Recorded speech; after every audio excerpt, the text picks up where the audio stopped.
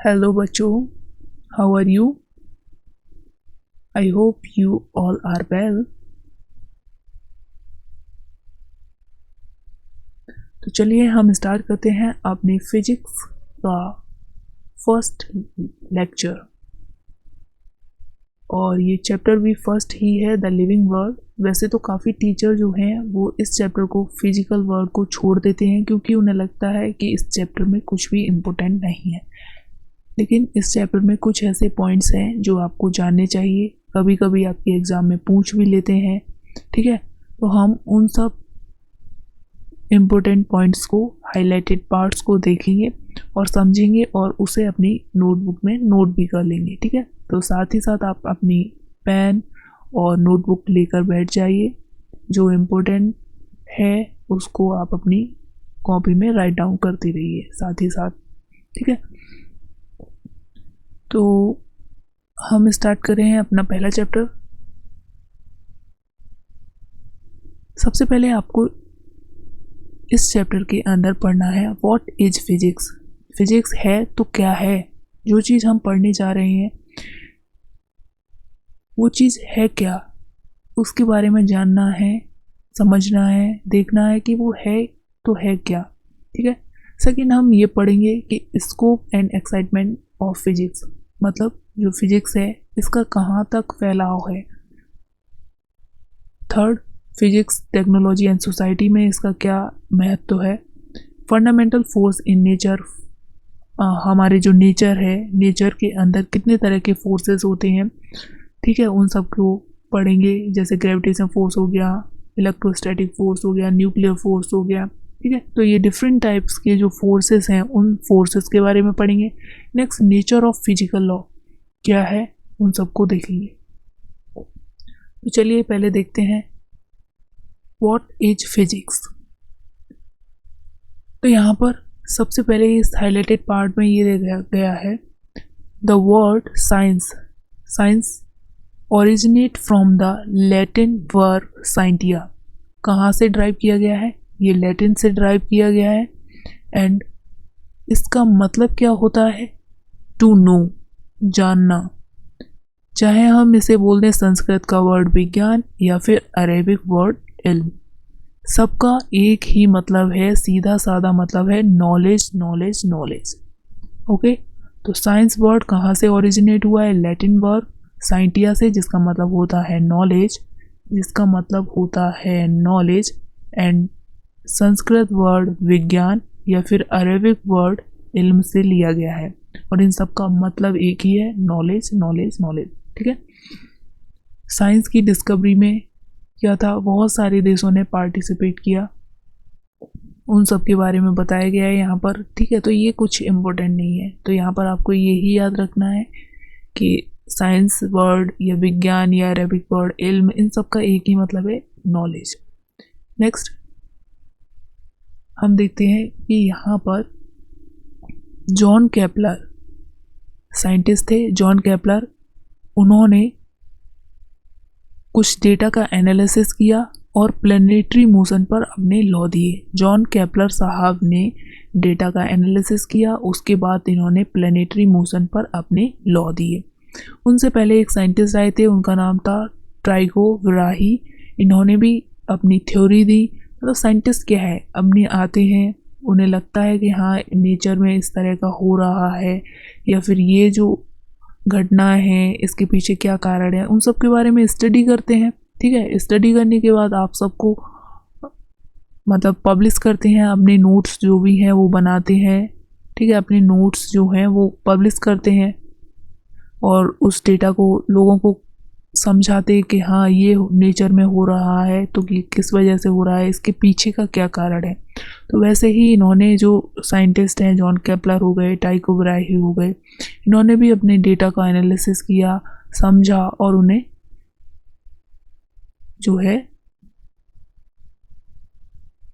एक लॉ की फॉर्म में बना दिया, ठीक है। अब planetary circular orbit in heliocentric theory. Heliocentric theory का मतलब होता है sun at the centre of the solar system, ठीक है। ये मान लो हमारा सन है, रोशनी वाला सूरज सन है, ठीक है, और इसके चारों तरफ क्या है, प्लैनेट्स हैं, वो रिवॉल्व हो रहे हैं चारों तरफ। इस तरह से अलग अलग ऑर्बिट हैं, इनके अंदर जो है सन ये चारों तरफ घूम रहे हैं, ठीक है। तो हीलियोसेंट्रिक थ्योरी क्या थी, sun at the centre of the solar system.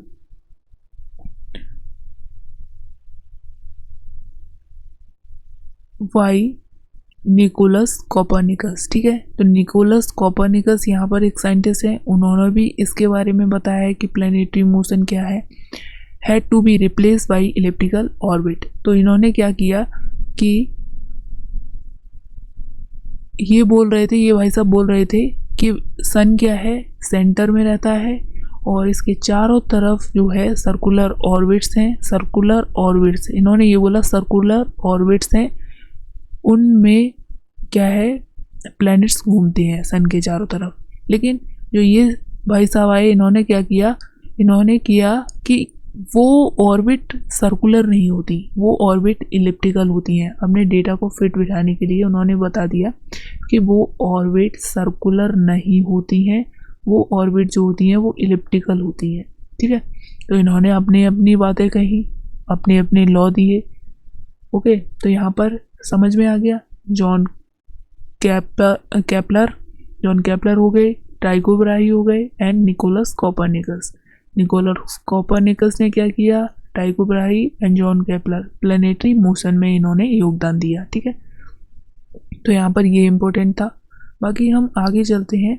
तो यहाँ पर ये टर्म दिया है scattering of alpha particle while gold leaf, जो था वो रदरफोर्ड ने दिया था। किसने दिया था, अर्नस्ट रदरफोर्ड ने दिया था। कब दिया था, 1911 में, 1911 में दिया था। Establish nuclear model of atom, क्या बोला जाता है उसे, nuclear model of atom. Ernst Rutherford ने अल्फा स्कैटरिंग एक्सपेरिमेंट दिया था। इस मॉडल को हम न्यूक्लियर मॉडल ऑफ एटम के नाम से जानते हैं, ठीक है। Quantum theory of hydrogen atom given in 1930 by Niels Bohr, ठीक है। क्वांटम थ्योरी किसने दी, क्वांटम थ्योरी जो थी वो नील्स बोहर ने दी, और कब दी, 1913 में, ठीक है। 1913 में नील्स बोहर ने क्वांटम थ्योरी ऑफ हाइड्रोजन दी।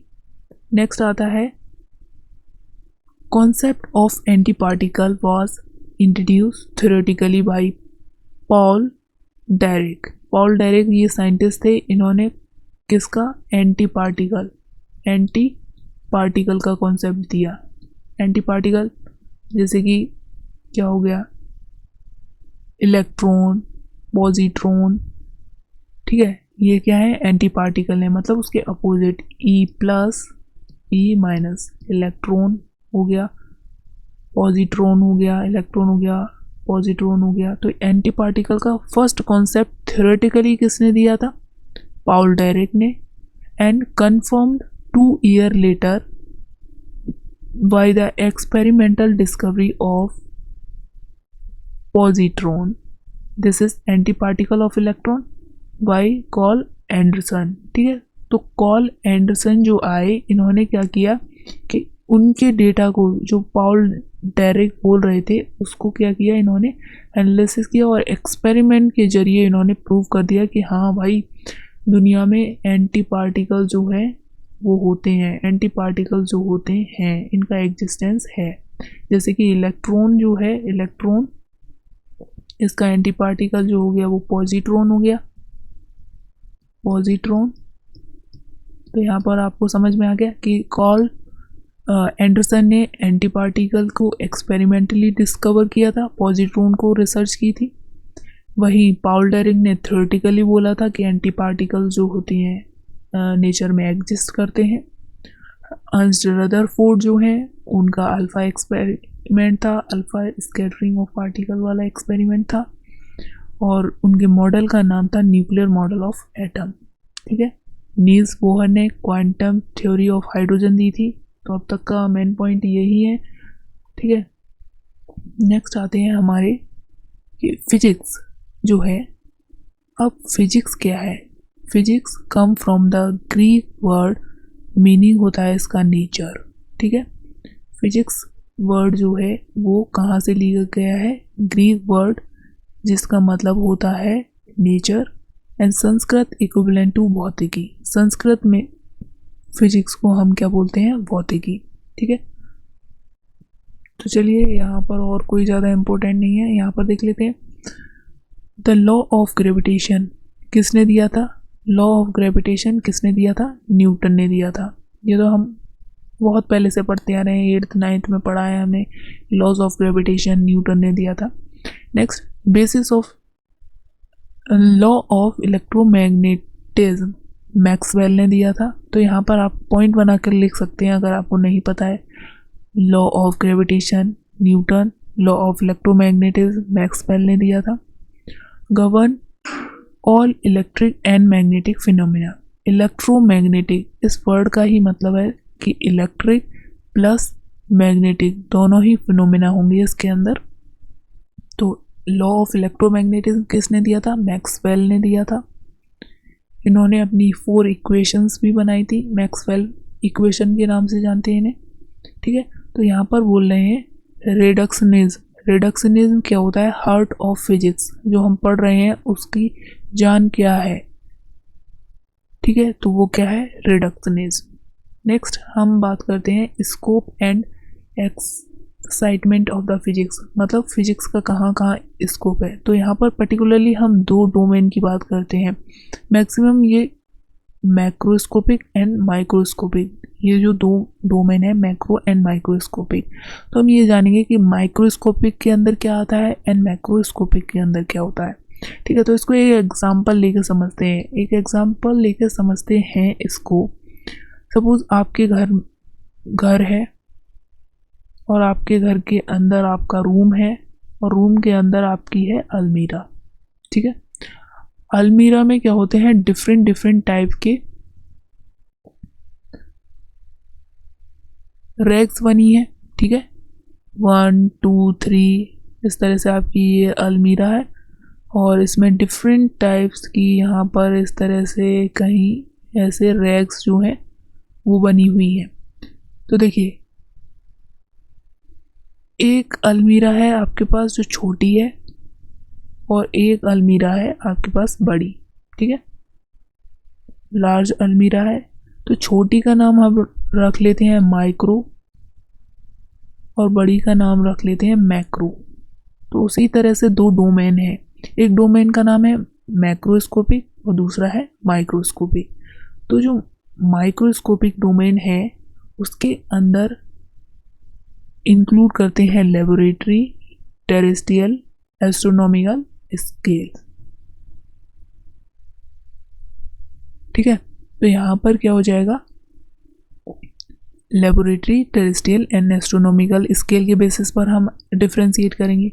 वहीं माइक्रोस्कोपिक डोमेन जो होंगे उसमें एटम्स, मॉलिक्यूल्स एंड न्यूक्लियर,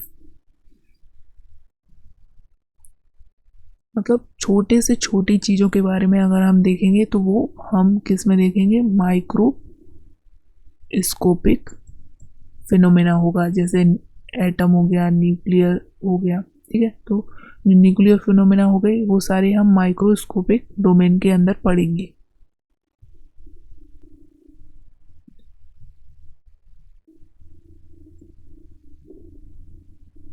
ठीक है, तो यहाँ पर हम माइक्रोस्कोपिक एंड मैक्रोस्कोपिक डोमेन के बारे में बात कर रहे हैं।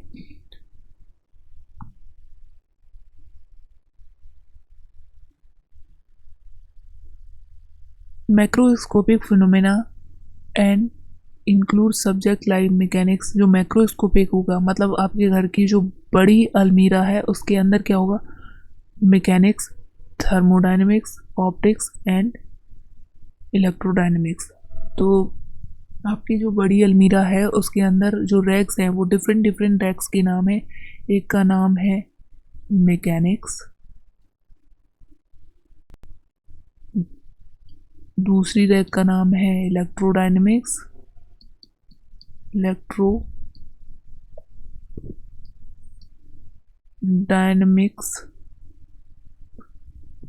तीसरी रैक है आपकी ऑप्टिक्स और चौथी जो रह गया आपकी उसका नाम है थर्मोडायनेमिक्स। ठीक है, थर्मोडायनेमिक्स। नेक्स्ट,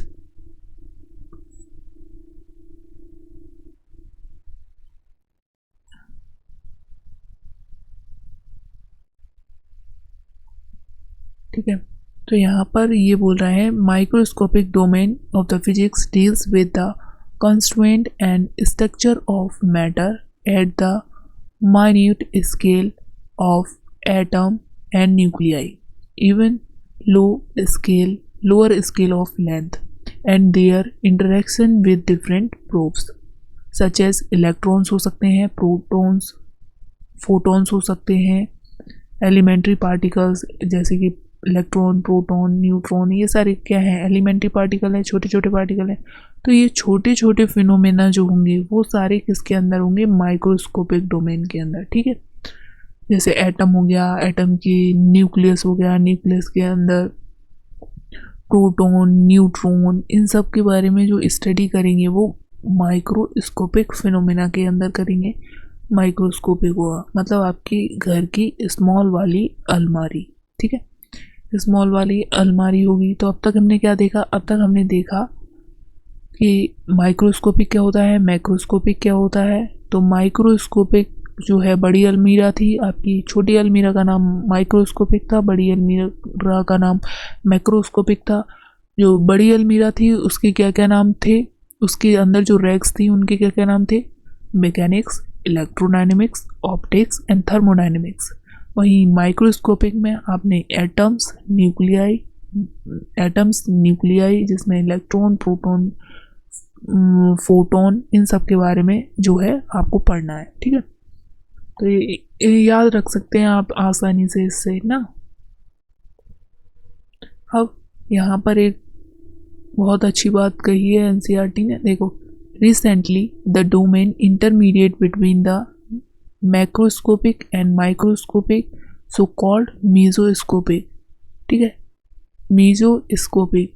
ठीक है, ना तो आपकी बड़ी अलमीरा थी ना ही आपकी छोटी अलमीरा थी, एक मिडिल साइज अलमीरा थी। ठीक है, मिडिल साइज अलमीरा थी, उसका नाम क्या रखा था इन्होंने, उसका नाम रखा था मीजोस्कोपिक। ठीक है, मीजोस्कोपिक डोमेन रखा था। dealing with a few tens and hundreds of atoms has emerged an exciting field of the research। मतलब छोटे छोटे, मतलब एक दो ना, एक दो 10 एटम्स को मिलके ऐसी बनी हुई है ना, तो उसे हमने क्या बोल दिया, मीजोस्कोपिक डोमेन है हमारा। ठीक है, नेक्स्ट यहाँ पर कोई इंपॉर्टेंट नहीं है, यहाँ पर एक बात देख लो, स्टोन एंड फेदर। मैंने आपसे पूछा कि मैंने स्टोन है एक और एक फेदर है। ठीक है, इसको मैंने ऊपर से सेम हाइट से फेंका है। ठीक है, सेम टाइम पर और सेम हाइट से फेंका है। क्या वो रियल लाइफ में दोनों एक साथ अर्थ पर गिरेंगी? तो इसी का यहाँ पर वर्णन किया गया है। क्या बोला है यहाँ पर बच्चों, A stone and a feather draw from the same height do not reach the ground at the same time. The reason is that, इसका क्या कारण है, essential aspect of the phenomena, namely free fall under gravity, motion under gravity, is complicated by the presence of air resistance। ठीक है, दोनों एक साथ नहीं आ पाएंगी क्योंकि यहाँ पर क्या है कि एयर रेजिस्टेंस प्रेजेंट है। अगर एयर रेजिस्टेंस प्रेजेंट है तो, बट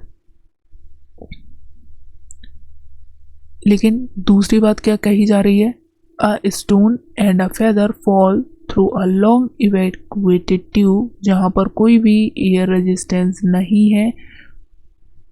ठीक है, लॉन्ग इवैक्यूएटेड ट्यूब का मतलब है वहाँ पर वैक्यूम है, कोई भी एयर रेजिस्टेंस नहीं है।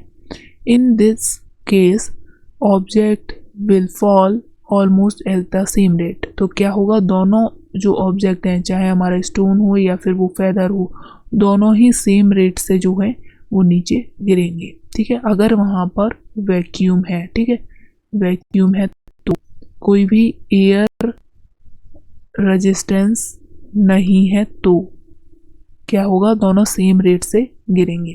ठीक है, तो समझ में आ गया कि एयर रेजिस्टेंस का क्या रोल है या वैक्यूम है उसका क्या रोल है। ठीक है, तो चलो यहाँ पर कोई भी इम्पोर्टेंट नहीं है, यहाँ पर एक लाइन और इम्पोर्टेंट है। Great physicist Ernst Rutherford has dismiss the possibility of trapping energy from atoms। ठीक है, तो यहाँ पर पूछ सकते हैं कि किसने possibility of trapping energy from atoms को डिसमिस किया था, तो उसका नाम हो जाएगा अर्नस्ट रदरफोर्ड।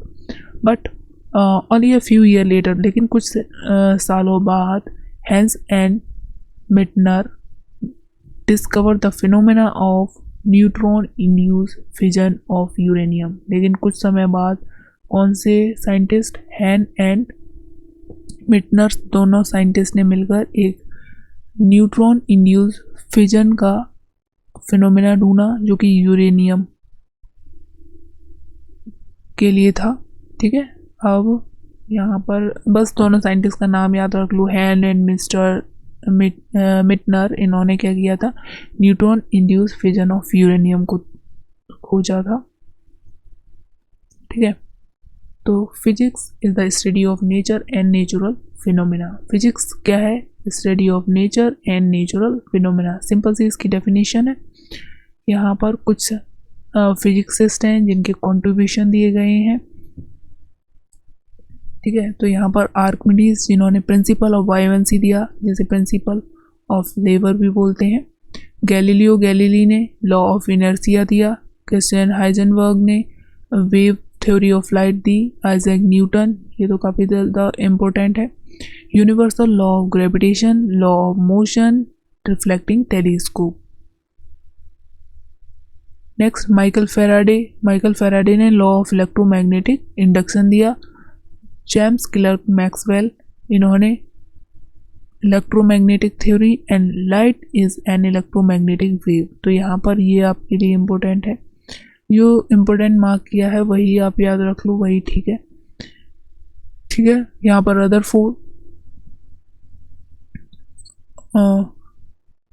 रोडोल्फ हर्ट्ज, रदरफोर्ड नहीं, रोडोल्फ हर्ट्ज, इन्होंने जनरेशन ऑफ इलेक्ट्रोमैग्नेटिक वेव्स, जो ईएम वेव्स होती हैं वो किस तरह से जनरेट होती हैं वो हर्ट्ज ने बताया था। यहाँ पर ये इंडिया के साइंटिस्ट हैं जेसी बोस, जगदीश चंद्र बोस, इन्होंने अल्ट्रा शॉर्ट रेडियो वेव्स की डिस्कवरी की थी। नेक्स्ट रॉटरिंजन, जिन्होंने एक्सरे की डिस्कवरी की। जॉन जे थॉमसन ने क्या किया, इलेक्ट्रॉन की डिस्कवरी की। वहीं क्यूरी, मैम क्यूरी ने क्या किया था, रेडियम एंड पोलोनियम की डिस्कवरी की थी। अर्नस्ट, यहाँ पर कौन है, अल्बर्ट आइंस्टाइन, इन्होंने explanation of photo electric effect and theory of relativity. तो यहाँ पर आपको याद रखना है अल्बर्ट आइंस्टाइन। नेक्स्ट आप याद रख सकते हो जे थॉमसन को। यहाँ पर मैक्सवेल को याद रख लो, एंड यहाँ पर ये न्यूटन के जो कंट्रीब्यूशन है उसको याद रख लो। ठीक है, और गैलीलियो गैलीली का आ जाएगा आपका न्यूटन्स लॉज ऑफ मोशन में पढ़ोगे उस समय की लॉ ऑफ इनर्शिया जो है वो किसका है, तो गैलीलियो गैलीली ने दी था।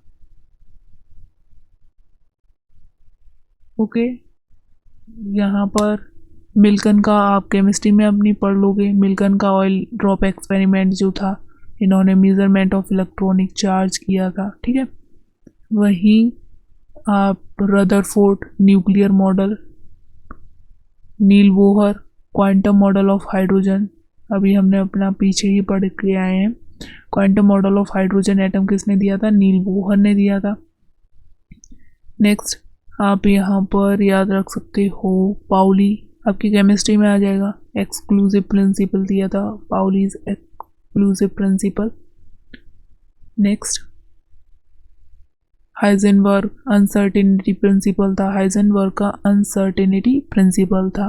पाउल डेरिक, जिन्होंने कॉन्सेप्ट ऑफ एंटी पार्टिकल दिया था, कब थ्योरेटिकली दिया था इन्होंने। ठीक है, तो इनके बारे में याद कर लो भाई। ठीक है। हाँ तो बच्चों यहाँ पर ये कह रहे हैं कि जेम्स चैडविक भाई साहब ने क्या किया था, न्यूट्रॉन की डिस्कवरी की थी। साइक्लोट्रॉन, जब आप इलेक्ट्रोमैग्नेटिज्म पढ़ोगे वहाँ पर साइक्लोट्रॉन के बारे में, तो वहाँ पर आप याद रख सकते हो कि अर्नस्ट ऑर्लैंडो लॉरेंस ने इसकी डिस्कवरी की थी।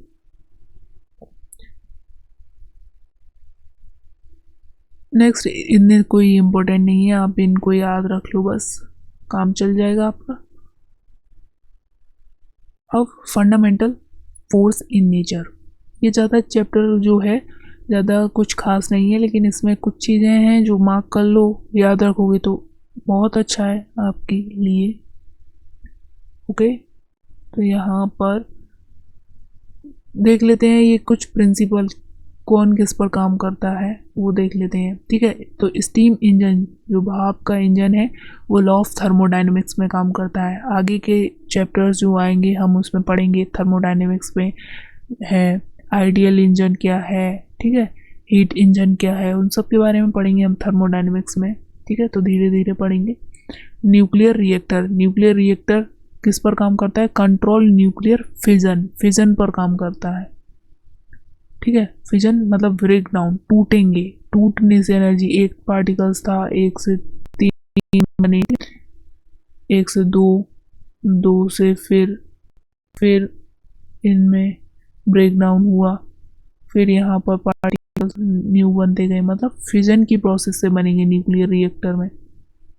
रेडियो एंड टेलीविज़न किस पर काम करते हैं, तो generation and propagation and detection of electromagnetic wave, मतलब EM की एप्लीकेशन पर काम करते हैं ये। कंप्यूटर डिजिटल लॉजिक पे काम करता है। Laser light amplification by stimulation emission of radiation. ठीक है, EM लेज़र जो है वो किस पर काम करता है, light amplification by stimulation emission of radiation. यहाँ पर रॉकेट प्रोपल्सन जो है न्यूटन्स लॉज ऑफ मोशन पर काम करता है, NLM में पढ़ेंगे। Electric generator Faraday's law of electromagnetic induction. Hydro electric power जो है conversion of gravitation potential energy into electrical energy. Aeroplane Bernoulli principle पर काम करता है इन फ्लूइड डायनेमिक्स। ठीक है, बर्नौली प्रिंसिपल ये हम किसके अंदर पढ़ेंगे, फ्लूइड मैकेनिक्स के अंदर, फ्लूइड मैकेनिक्स के अंदर। ठीक है, बर्नौली प्रिंसिपल पढ़ेंगे। पार्टिकल एक्सेलरेटर्स, पार्टिकल्स को घुमाने के लिए जो होते हैं वो किस पर काम करता है, मोशन ऑफ चार्ज पार्टिकल, वो पार्टिकल कैसा होना चाहिए, चार्ज इन इलेक्ट्रोमैग्नेटिक फील्ड में किसी भी चार्ज पार्टिकल का जो मूवमेंट है। ठीक है, तो यहाँ पर चार्ज पार्टिकल होना जरूरी है। सोनार सिस्टम जो है वो किस पर काम करता है, reflection of ultrasonic waves. Optical fibre जो है वो TIR टोटल इंटरनल रिफ्लेक्शन पर ऑप्टिकल फाइबर्स काम करती हैं। वेव ऑप्टिक्स में पढ़ेंगे इसके बारे में। ठीक है, इसमें पढ़ने वाले हैं हम ऑप्टिक्स के अंदर। Non reflecting coating, thin film, optical interface. Electronic microscope है वो किस पर काम करता है, वेव नेचर ऑफ इलेक्ट्रॉन। यहाँ पर ये याद रखने वाली बात है कि जो इलेक्ट्रॉनिक माइक्रोस्कोप है वो वेव नेचर ऑफ इलेक्ट्रॉन पर काम करती है। फोटोसेल जो है वो फोटो इलेक्ट्रिक इफेक्ट पर काम करता है। तो यहाँ पर मैं आपसे एक क्वेश्चन पूछ रहा हूँ, आपको कमेंट करके बताना है कि फोटो इलेक्ट्रिक इफेक्ट किसने दिया। ठीक है, फोटो इलेक्ट्रिक इफेक्ट किसने दिया, आपको कमेंट में जल्दी से बताना है। वही फ्यूजन टेस्ट रिएक्टर, ये कोई इम्पोर्टेंट नहीं है। ठीक है, तो बॉस आइंस्टाइन कंडेंसेट आप पढ़ सकते हैं। तो ये क्या है, trapping and cooling of atom by laser beam and magnetic field. तो बच्चों जी यहाँ पर क्या थे, ये जो कुछ इम्पोर्टेंट थे आपके एग्ज़ाम के पॉइंट ऑफ व्यू से, तो आप याद रख लो इन्हें, तो ठीक है, नहीं है तो कोई बात नहीं है। ठीक है, चल जाएगा, लेकिन आगे से आपको ध्यान रखना है। तो ये फेमस साइंटिस्ट हैं अल्बर्ट आइंस्टाइन, इन्होंने फेमस इक्वेशन दी E equals to mc square, energy mass equivalency. तो इन्होंने इस थ्योरी में क्या कहा, इन्होंने कहा कि एनर्जी और मास, एनर्जी और मास जो होते हैं आपस में इंटर कन्वर्टेबल होते हैं, मतलब एनर्जी को मास और मास को एनर्जी में कन्वर्ट किया जा सकता है। तो इन्होंने एक इक्वेशन बनाई E equals to mc square. यहाँ पर आपको याद रखना है मास केजी में लेना है, और c जो है वो स्पीड ऑफ लाइट है जिसकी वैल्यू 3 × 10⁸ मीटर पर सेकेंड होगी। ठीक है, तो इसकी c की वैल्यू क्या होगी, 3 × 10⁸ मीटर पर सेकेंड। तो यहाँ पर आपको इस इक्वेशन में याद रखना है कि जब भी आपको इस पर बेस्ड क्वेश्चन आए तो मास आपको केजी में ही लेना है। आपको ग्राम में दिया रहा होगा, आप ग्राम को केजी में कन्वर्ट करेंगे, फिर इस इक्वेशन में पुट करेंगे, तब अपना क्वेश्चन सॉल्व करेंगे। क्योंकि एग्जाम में क्या होता है, जल्दी होती है हमें, हम यहाँ पर ग्राम लिखा होता है, हम उस चीज़ को पढ़ते नहीं है और उसके बाद हम डायरेक्ट वही वैल्यू जो है वो पुट कर देते हैं क्वेश्चन के अंदर। पुट करने पर क्या है, डायरेक्ट निकाल देते हैं, फिर आने के बाद देखते हैं कि भाई हमने काम चेंज नहीं किया, क्वेश्चन हो जाता है गलत। तो ये काम आपको नहीं करना है, आपको तो सिर्फ क्या करना है, केजी में चेंज करना है। सबसे पहले आपको क्वेश्चन सॉल्व करते हुए यही देखना है कि यह केजी में दिया है या फिर नहीं दिया है। नहीं दिया तो एकदम से आप चेंज कर लेंगे। ठीक है, तो दिमाग में एकदम से क्लिक होनी चाहिए ये चीज़ें। ठीक है बच्चा जी, ओके मेरे प्यारे बच्चों। तो दूसरा हम यहाँ पर देख रहे हैं कि ये ग्रेविटेशन फोर्स, पहला फोर्स ग्रेविटेशन फोर्स के बारे में बताया गया है। तो ग्रेविटेशन फोर्स यूनिवर्सल फोर्स होता है। ये होता क्या है, gravitation force is the force of mutual attraction between any object by virtue of their mass. अगर दो बॉडी है, एक बॉडी दूसरी बॉडी, दोनों बॉडी के अंदर मास है, सपोज इसमें स्मॉल m कैपिटल M है, तो इनके बीच जो होगा एक फोर्स होगा, म्यूचुअल अट्रैक्शन होगा। वो म्यूचुअल अट्रैक्शन किसकी वजह से होगा, इन बॉडी के खुद के मासेस की वजह से, इसके मास की वजह से एंड इसके मास की वजह से। ओके, तो ये कैसा होता है, यूनिवर्सल फोर्स होता है। तो ग्रेविटेशन फोर्स में हो गया किसकी वजह से ये फोर्स होता है, mutual attraction between the two object by virtue of its mass. ठीक है, ये कैसा फोर्स होता है, यूनिवर्सल फोर्स होता है, हर जगह काम करेगा ये। नेक्स्ट आता है आपका इलेक्ट्रोमैग्नेटिक फोर्स। इलेक्ट्रोमैग्नेटिक फोर्स में क्या है कि ये फोर्स लगेगा बिटवीन द चार्ज पार्टिकल। दो चार्ज पार्टिकल, एक प्रोटॉन हो गया, एक इलेक्ट्रॉन हो गया, प्रोटॉन हो गया, एक इलेक्ट्रॉन हो गया। इन दोनों की जो फोर्स काम करेगा वो कैसा होगा, इलेक्ट्रोमैग्नेटिक फोर्स होगा। ठीक है, कूलम्ब्स लॉ, कूलम्ब्स लॉ क्या कह रहा है, attraction for unlike charge and repulsion for like charge. मतलब अगर प्लस प्लस होंगे तो यहाँ पर इनके बीच में क्या होगा, रिपल्सन, माइनस होंगे तभी लाइक चार्जेस हैं, तभी यहाँ पर रिपल्सन होगा, और माइनस तो इन दोनों के बीच में अनलाइक चार्ज है, और लाइक चार्जेस जो होते हैं, अनलाइक चार्जेस उनके बीच क्या देखने को मिलता है, अट्रैक्शन। ठीक है, charges in motion produce magnetic effect, a magnetic field give rise to a force on moving charge. जो मैग्नेटिक फील्ड में कोई भी चार्ज पार्टिकल है, मूव कर रहा है, उस पर फोर्स लगाएगी, पुशअप करेगी उसे। Like the gravitation force, electromagnetic force act over a large distance. ठीक है, ग्रेविटेशन फोर्स की तरह ही electromagnetic force over a large distance तक काम करता है। तो ये इम्पोर्टेंट पॉइंट है। ठीक है, तो आपसे रेंज पूछ सकता है क्या ये जो है लार्ज डिस्टेंस फोर्स है, पूछ सकता है इलेक्ट्रोमैग्नेटिक फोर्स क्या है, एक लार्ज डिस्टेंस फोर्स है, तो यहाँ पर आपको याद रखना है कि ये ओवर द लार्ज डिस्टेंस काम कर सकता है। Does not need any intervening medium, मतलब इसको कोई मीडियम की ज़रूरत नहीं होती है, ठीक है। जो इलेक्ट्रोमैग्नेटिक फोर्स है इसको मीडियम की जो है वो कोई ज़रूरत नहीं है। तो यहाँ पर ये बात इम्पोर्टेंट है, it does not need any medium, ठीक है, इसको किसी भी मीडियम की ज़रूरत नहीं है। तो यहाँ पर इलेक्ट्रोमैग्नेटिक फोर्स के बारे में क्या इम्पोर्टेंट है कि ये फोर्स चार्ज पार्टिकल के बीच में लगता है। अगर लाइक चार्जेस होंगे तो वो रिपेल करेंगे, रिपल्सन शो करेंगे, और अनलाइक चार्जेस होंगे तो वो अट्रैक्शन शो करेंगे। वही जो इलेक्ट्रोमैग्नेटिक फोर्स होता है वो लार्ज डिस्टेंस तक काम करता है और इसको मीडियम की ज़रूरत नहीं होती है। तो इलेक्ट्रोमैग्नेटिक फोर्स में बस इतना ही इम्पोर्टेंट है, ठीक है। तो आगे चलते हैं बच्चों।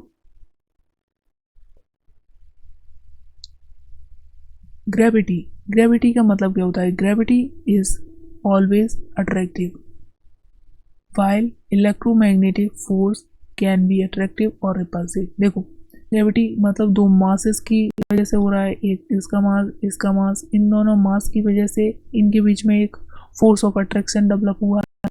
वही ये मास ऐसा तो नहीं है कभी पॉजिटिव है नेगेटिव और पॉजिटिव नहीं, मास है, दैट मीन्स इस बॉडी के अंदर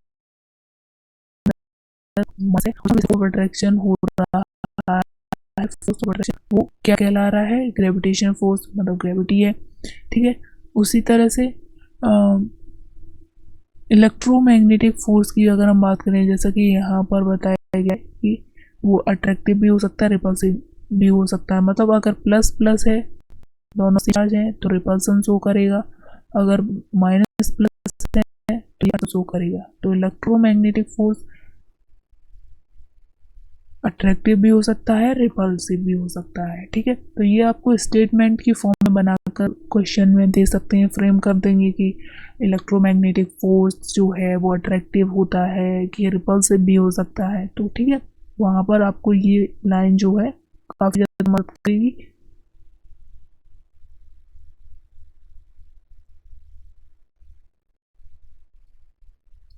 तो चलिए आगे चलते हैं।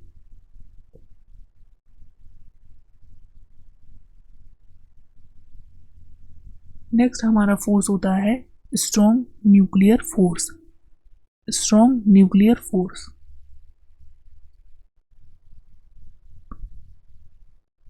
Strong nuclear force bind proton and neutron in nucleus. अब देखो यहाँ पर ये हमारा न्यूक्लियस है, ये न्यूक्लियस है और इसके सराउंडिंग में चारों तरफ ऑर्बिट है जिसके अंदर क्या है, इलेक्ट्रॉन घूम रहे हैं, इलेक्ट्रॉन इधर घूम रहे हैं। और इस न्यूक्लियस के अंदर अगर न्यूक्लियस का पोस्टमार्टम करें तो इसके अंदर क्या होगा, न्यूट्रॉन्स प्लस प्रोटॉन्स होंगे, क्या होगा, न्यूट्रॉन्स होंगे और प्रोटॉन्स होंगे, ठीक है। तो न्यूक्लियर फोर्स क्या होगा, bind proton and neutrons in nucleus. Nucleus के अंदर प्रोटॉन और न्यूट्रॉन्स जो हैं इनको बाइंड करके जो रख रहा है क्या है, strong nuclear force. Strong nuclear force, strong nuclear force क्या है, इन दोनों को बाइंड करके रख रहा है।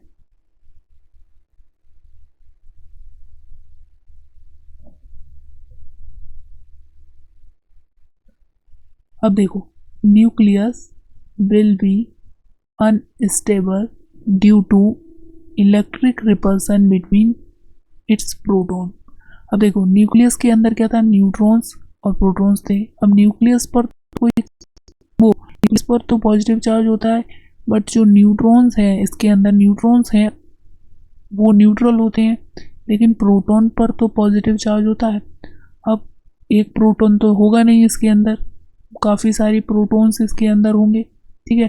प्रोटॉन प्रोटॉन प्रोटॉन प्रोटॉन, चारों तरफ प्रोटॉन प्रोटॉन दिख रहे होंगे इसे, ठीक है। तो यहाँ पर समझो, यहाँ पर प्रोटॉन प्रोटॉन प्रोटॉन और सबके पास कैसा चार्ज है, plus plus plus plus, proton plus plus. अब देखो प्लस प्लस सेम हो गया, सेम हो जाएगा तो क्या करेंगे, ये शो करेंगे रिपल्सन,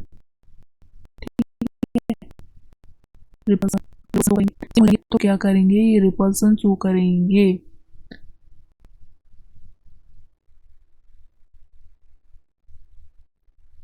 वही बोला है इस स्टेटमेंट में, इसमें बोला गया है, क्या बोला गया है कि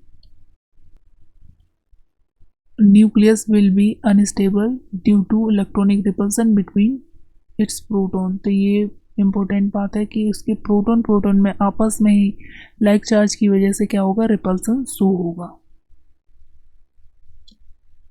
next, it is charge independent and act equally between proton and a proton. एक प्रोटॉन दूसरा प्रोटॉन काम करेगा ये।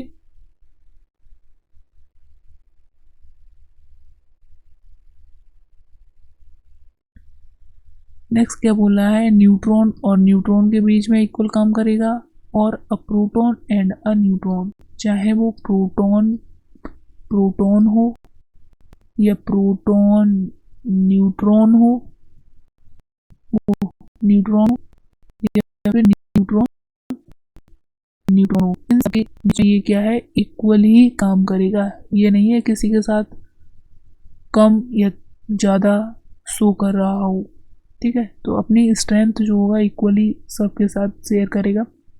अब जो न्यूक्लियर है वो कहाँ तक काम करता है, मतलब 1 फर्मी तक। 1 फर्मी, फर्मी का मतलब क्या हो गया, 10⁻15 माइनस के 15 मीटर, एक Fermi. It is responsible for the stability of nucleus, जो न्यूक्लियस है इसकी स्टेबिलिटी के लिए स्ट्रॉन्ग न्यूक्लियर फोर्स रेस्पॉन्सिबल होता है, ठीक है। समझ में आ रहा है बच्चे लोग, कमेंट करके जल्दी बताओ, ठीक है। अब क्या बोला है, proton and neutron are would out to sum to still more elementary constituent called quark. पहले क्या माना जाता था, पहले माना जाता था एलिमेंट्री पार्टिकल जो है वो प्रोटॉन इलेक्ट्रॉन, ठीक है, प्रोटॉन इलेक्ट्रॉन है, इन्हें फर्दर जो है वो डिवाइड नहीं कर सकते, इन्हें फर्दर डिवाइड नहीं कर सकते, ऐसा माना जाता था। लेकिन बाद में जब डिस्कवरी हुई क्वार्क की, क्वार्क की जब डिस्कवरी हुई उसमें ये इलेक्ट्रॉन है प्रोटॉन है उन्हें फर्दर हम सब पार्टिकल्स के अंदर जो है वो डिवाइड कर सकते हैं। तो उस छोटे पार्टिकल को क्या बोला गया, स्मॉल एलिमेंट्री कंस्टिट्यूएंट को बोला गया क्वार्क, ठीक है। अब क्वार्क होता है, एक डाउन क्वार्क होता है, ठीक है। तो ये आपके एग्जाम के पॉइंट ऑफ व्यू से इंपॉर्टेंट नहीं है, बस क्वार्क होते हैं, अब क्वार्क होता है, डाउन क्वार्क होता है, इतना ही, ठीक है। अब नेक्स्ट हम बात कर रहे हैं वीक न्यूक्लियर फोर्स, ठीक है। तो weak nuclear force appears only a certain nuclear processes में ही होते हैं, जैसे कि beta decay in nucleus, nucleus के अंदर बीटा डीके होता है। In beta decay nucleus emit an electron, beta decay में क्या करता है, जब beta decay, beta positive decay होता है, एक बीटा नेगेटिव डीके होता है, ठीक है। तो बीटा डीके के अंदर क्या होता है, एक इलेक्ट्रॉन एमिट होता है, एक इलेक्ट्रॉन एमिट होता है, और दूसरा एक अनचार्ज पार्टिकल होता है जिसे न्यूट्रिनो बोलते हैं, ठीक है। इलेक्ट्रॉन है, एक अनचार्ज होता है जिसे हम क्या बोलते हैं, न्यूट्रिनो। तो यहाँ पर आपको याद रखना है कि जो न्यूट्रिनो होता है वो अनचार्ज पार्टिकल होता है। तो बीटा डीके में क्या होगा, एक इलेक्ट्रॉन निकलेगा, एक अनचार्ज पार्टिकल निकलेगा जिसका नाम होगा न्यूट्रिनो। अब range of week nuclear force जो होगी वो कितनी रेंज तक काम करेगा, ऑर्डर ऑफ 10⁻⁻16 मीटर। तो वीक न्यूक्लियर फोर्स का ऑर्डर क्या हो जाएगा, 10⁻⁻16 मीटर। अब देखिए यहाँ पर आपको ये टेबल की फॉर्म में बता दिया है, gravitation force, week nuclear force, electromagnetic force, strong nuclear force, इनकी स्ट्रेंथ जो है 10⁻⁻39 -13 -2 1। अब रेंज कहाँ तक काम करता है, ग्रेविटेशन फोर्स जो होता है इन्फिनिटी पर काम करता है, इन्फिनिटी तक। Week nuclear force very short force होते हैं, सब न्यूक्लियर साइज तक काम करते हैं ये। इलेक्ट्रोमैग्नेटिक फोर्स जो होता है वो भी इन्फिनिटी तक काम करता है। वहीं स्ट्रॉन्ग न्यूक्लियर फोर्स जो होते हैं वो शॉर्ट होते हैं, न्यूक्लियर होते हैं। समझ में आया बच्चों, जल्दी बताओ कमेंट करके, ठीक है। तो यहाँ पर आप ग्रेविटेशन फोर्स का फॉर्मूला सुना दो, ठीक है। ग्रेविटेशन फोर्स का फॉर्मूला आप कमेंट करके जल्दी बताओ। All object in the nature, ठीक है, कहाँ कहाँ ऑपरेट होता है ये, तो इस टेबल से पूरा क्लियर हो जाएगा कि कहाँ कहाँ पर ये जो है ऑपरेट होता है। तो ऑल ऑब्जेक्ट इन यूनिवर्स, ब्रह्मांड में जितने भी ऑब्जेक्ट हैं उन सब के बीच में ग्रेविटेशन फोर्स जो है वो लगता है। वही weak nuclear force some elementary particles particularly electron and neutrino के बीच में लगता है। इलेक्ट्रोमैग्नेटिक फोर्स जो है वो चार्ज पार्टिकल्स के बीच में लगेगा। वहीं स्ट्रॉन्ग न्यूक्लियर फोर्स जो है न्यूक्लियंस, न्यूक्लियंस वर्ड का क्या मतलब होता है, प्रोटॉन प्लस न्यूट्रॉन का सम जो होता है उसे क्या बोलते हैं हम, nucleons. Nucleons heavy elementary particles के बीच में इसका काम होता है, इस फोर्स का, स्ट्रॉन्ग न्यूक्लियर फोर्स का, ठीक है। नेक्स्ट बस थोड़ा सा रह गया है बस, चैप्टर अपना कंप्लीट हो जाएगा। तो इसमें जो इम्पोर्टेंट चीज़ है वो आप अपनी नोटबुक में नोट कर लीजिए, ठीक है, और समय समय पर उसे देखते रहिए जिससे कि आपको वो है याद बनी रहेगी। The experimental discovery of Oersted and Faraday show that electric and magnetic phenomena are in general inseparable। मतलब इलेक्ट्रिक फिनोमेना और magnetic, electric phenomena plus magnetic phenomena मतलब एक तरह से इम्पॉसिबल सा है, मतलब इलेक्ट्रिक फिनोमेना होगा वहाँ पर मैग्नेटिक फिनोमेना भी होगा। तो यहाँ इन्होंने जो है ऑयस्टर ने 1820 में जो है एक डिस्कवरी की और बताया कि इलेक्ट्रिक फील्ड और मैग्नेटिक फील्ड दोनों में कोई ना कोई रिलेशन होता है। इलेक्ट्रिक फील्ड होगी वहाँ मैग्नेटिक फील्ड है, मैग्नेटिक है वहाँ इलेक्ट्रिक है, इलेक्ट्रिक से मैग्नेटिक में कुछ चेंज आ रहे हैं, मैग्नेटिक से इलेक्ट्रिक में कुछ चेंज आ रहे हैं। तो 1820 में इन्होंने ऐसा कुछ बताया था, सोचा था। नेक्स्ट यहाँ पर टेबल है, आइजैक न्यूटन के बारे में बताया गया है। तो यहाँ पर ये पीछे ही हम याद कर चुके हैं इनके बारे में, ठीक है, तो यहाँ पर कुछ नहीं है। अब नेचर ऑफ फिजिकल लॉ, जो फिजिकल लॉ है उनका क्या नेचर है, ये लास्ट टॉपिक है आई थिंक, ठीक है बच्चों लोग। तो टोटल मैकेनिकल एनर्जी जो होगी, मतलब चाहे वो काइनेटिक हो या पोटेंशियल हो, उन दोनों का सम जो होगा वो कांस्टेंट रहता है, ठीक है। जैसे यहाँ पर मान लो total mechanical energy equals to plus potential energy, ठीक है। तो इन दोनों का सम जो होगा वो हमेशा कैसा रहेगा, कांस्टेंट, ठीक, कैसा रहेगा, कांस्टेंट रहेगा। मतलब अगर ज़्यादा पोटेंशियल कम हो जाएगी और पोटेंशियल ज़्यादा है तो काइनेटिक जो होगी कम हो जाएगी, लेकिन दोनों का सम जो है वो कैसा रहने वाला है, constant.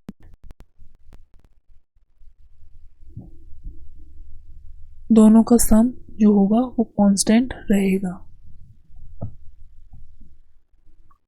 free fall of an object under gravity, both the kinetic energy of the object and its potential energy change continuously with time, but the sum remain constant. देखो यहाँ पर समझो कि कोई भी बॉल थी, ये ग्राउंड है, ठीक है। ग्राउंड से हमने ये बॉल थी, बॉल को ऊपर की तरफ फेंका u वेलोसिटी से, ठीक है। ऊपर ये पहुंची यहाँ और मैक्स तक गई, मैक्सिमम हाइट तक गई, तो वापस इधर बॉल जो है वो आने लगी। देखो तो यहाँ पर हमने इनिशियली यहाँ पर रखी हुई है काइनेटिक एनर्जी क्या है, जो है सारी एनर्जी जो है पोटेंशियल की फॉर्म में स्टोर है। जैसे ही हमने इसे ऊपर फेंका तो इसके पास कोई ना कोई वेलोसिटी है अभी, ठीक है, वेलोसिटी है, तो इसके पास काइनेटिक एनर्जी है। काइनेटिक एनर्जी क्या होता है, 1/2 m/v एनर्जी है, प्लस इसके पास हाइट की वजह से यहाँ से यहाँ तक इसने, यहाँ से एक मिनट, यहाँ से यहाँ तक इसने कुछ हाइट कवर की है, ठीक है। तो हाइट पर है तो यहाँ पर इसके पास पोटेंशियल एनर्जी mgh होगी, टोटल एनर्जी है वो क्या होगी, kinetic energy plus potential energy, इन दोनों का सम होगी। अगर ये कम तो ये आता रहेगी और ये ज़्यादा तो ये कम हो जाएगी, मतलब टोटल मैकेनिकल एनर्जी रिमेन कैसे वाली है,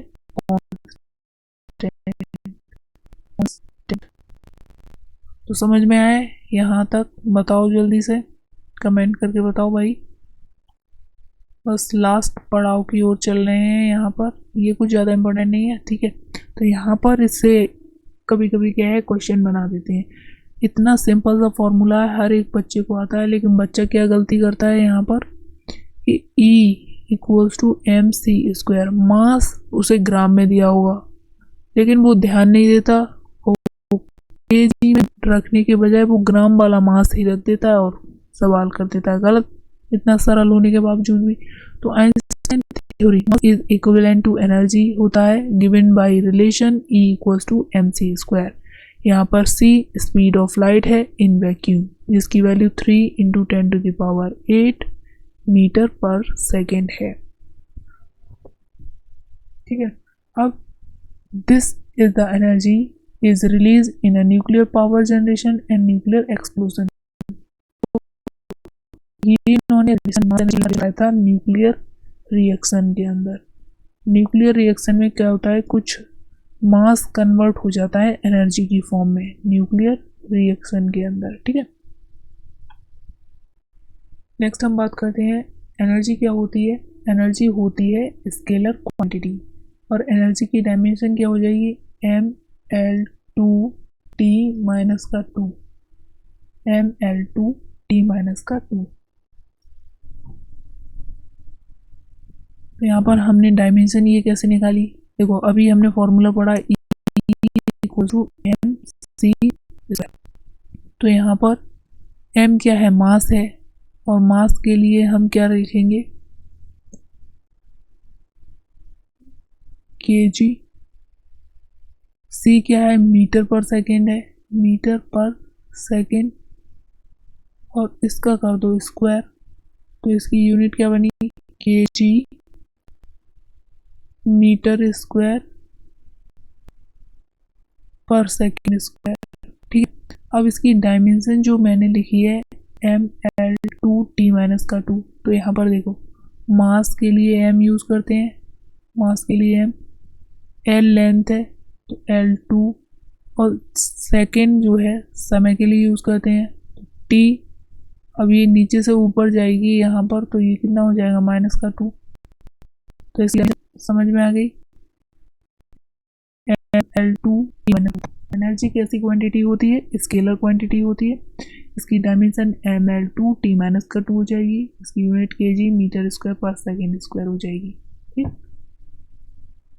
जल्दी बताओ, अब तक समझ में आया क्या? ठीक है, बस ख़त्म ही होने वाला है।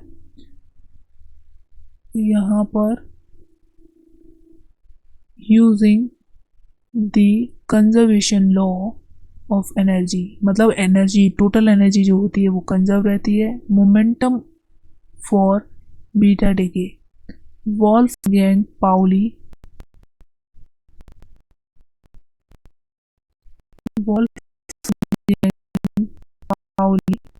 correctly predict in 1931 the existence of existence of new particles. उन्होंने एक नए पार्टिकल के बारे में बताया, ठीक है, जिसे आज हम न्यूट्रिनो बोलते हैं।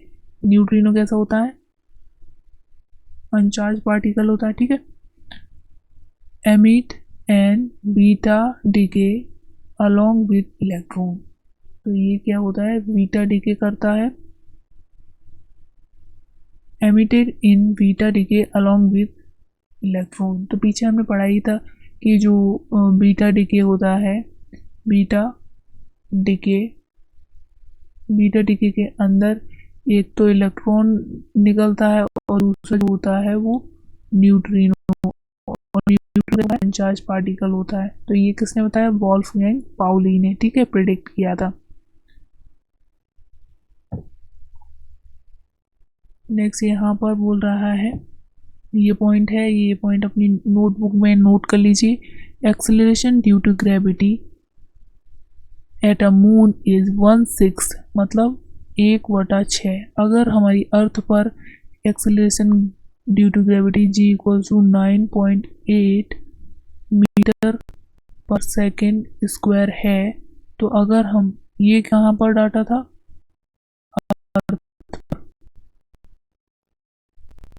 हम बात करें मून की,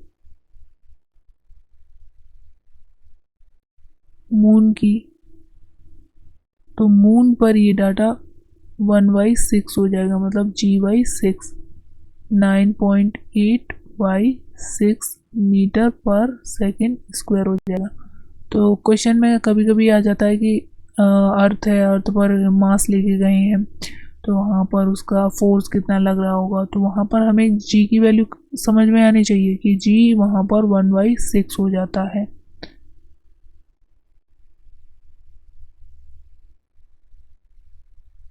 ठीक है, but the law of gravitation to be same both on earth and moon. Earth पर चले जाओ या मून पर चले जाओ, मास तो उनका जो मास है वही रहेगा, ठीक है। मतलब उसका अट्रैक्शन, जो लगने वाला अट्रैक्शन होगा वो तो उनके बीच में अभी भी उतना ही बना रहेगा। अर्थ का मास, इसका मास, दोनों का मास तो सेम रहेगा। अर्थ का मास, मून का मास, दोनों बॉडी का मास सेम है, तो उनके बीच लगने वाला जो force of attraction, gravitation force होता है, वो तो सेम रहेगा। लेकिन किसी और बॉडी को अगर हम लेके जा रहे हैं, उस बॉडी का मास, उस बॉडी के लिए जो है वो जी की G/6। हाँ तो बच्चों, ये हमारा जो है वो चैप्टर ख़त्म हो गया। ये कुछ समरी के पॉइंट्स दिए हैं, ये आप पढ़ लीजिएगा, ठीक है।